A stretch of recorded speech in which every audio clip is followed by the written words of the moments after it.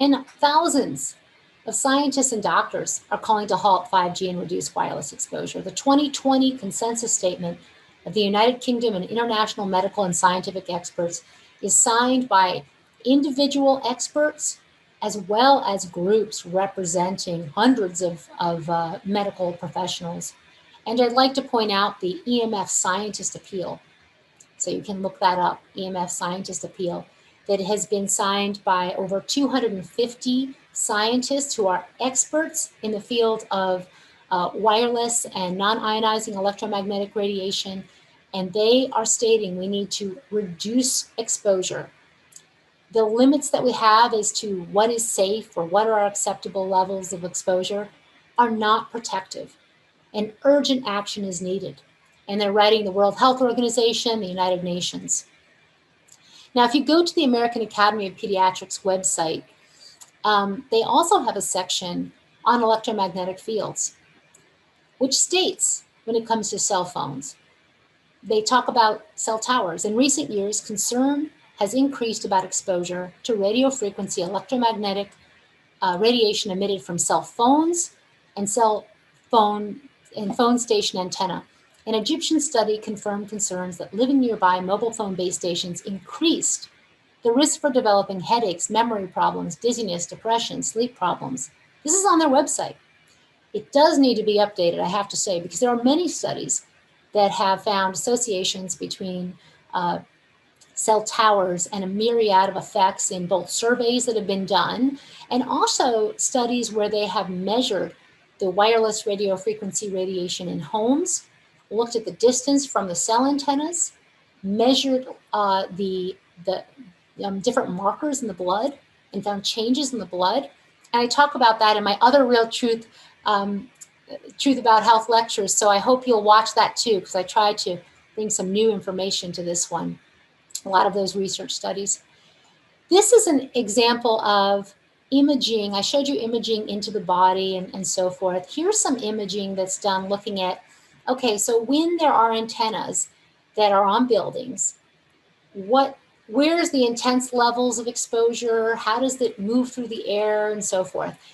This is actually from Krakow, Poland government, where they are looking at this issue, measuring the radiation and informing people about the levels in their community. And actually many countries, over a dozen countries, regularly measure wireless radio frequency radiation and post it publicly as to what the numbers are. Now, the limits that they say are safe are not necessarily safe, but at least they're measuring. Whereas in the United States, we're not measuring at all. There's no measuring going on in different cities by our federal government to ensure compliance. Instead, we rely on the companies to present their information if they're being compliant with FCC limits. And now we're in the area of 5G. 5G is going to mean cell towers brought closer to humans and people than ever before. Cell antennas placed on our utility poles, on our street lights, and new poles. And you can imagine, if this is your house, this is quite close to the bedroom window. We are sent images all the time by people writing us saying, I have this outside my window. You know, what do you think about it? I'm going to show you some images of that. Or should I be concerned? Is it safe? 5G will mean hundreds of thousands of new wireless installations placed on poles and on buildings close, meaning, 20, 30 feet high poles, not those tall macro towers we've had, which, by the way, are not safe. But now we're adding in all of these new wireless antennas. And I think estimates are about 400 billion new wireless devices that will all connect in this new Internet of Things, part of the 5th generation rollout, which also includes more 4G antennas. And so here's some examples of what I'm talking about.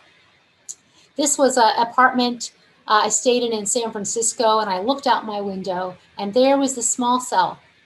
And look, right next door in the room next to me was this window just feet from that antenna. And they come with these ugly utility boxes too, which drops property values. We have a whole web page on our website about this if you're interested. So the U.S.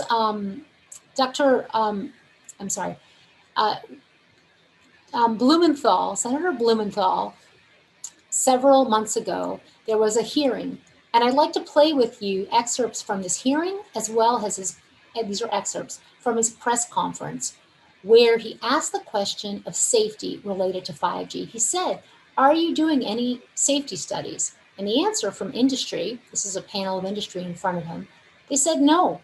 And here's his response. So there really is no research ongoing. We're kind of flying blind here, so far as health and safety is concerned. Thank you, Mr. Chairman. What happens when thousands of these cells begin appearing near schools, community centers, homes, and workplaces? And what happens to the workers who are up there repairing them? What happens to the folks who are walking by them every day, school children? And the younger the children, the more susceptible to the radio frequencies they may be. Here's an example of a picture sent to me by a young man living in an apartment in California. This is a small cell for 5G. This is what it looks like, and this is the window of his apartment where he lives.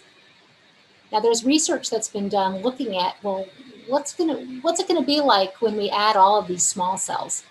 Industry will say, or the industry representative says, look, a small cell has much less power and much, it's much lower power than that tall, cell tower. But we're talking about all of these new antennas. So what would it really mean? This was a study. These images are from a study that was done looking at Austin, Texas. What the engineers did is they looked at the current network, the current wireless network in Austin, Texas, and they said if we were to deploy millimeter wave throughout the entire city, what equipment would be needed, what would the network need, and what would the wireless radio frequency power densities be in the community.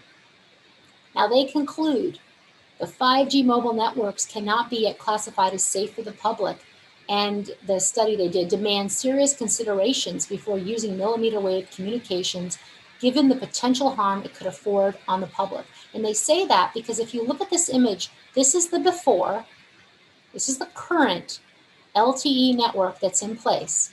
I'm not saying this is safe. What I'm saying is this is the current network. This is the power density imaging and the simulations they did for if the 5G millimeter wave network were going to be deployed. It elevates the wireless radio frequency ambient exposures throughout the community. Now, this isn't the only study done that has shown this. And we have on our website at Environmental Health Trust several studies where they've done looking at what is the exposure before and after small cell networks have been deployed.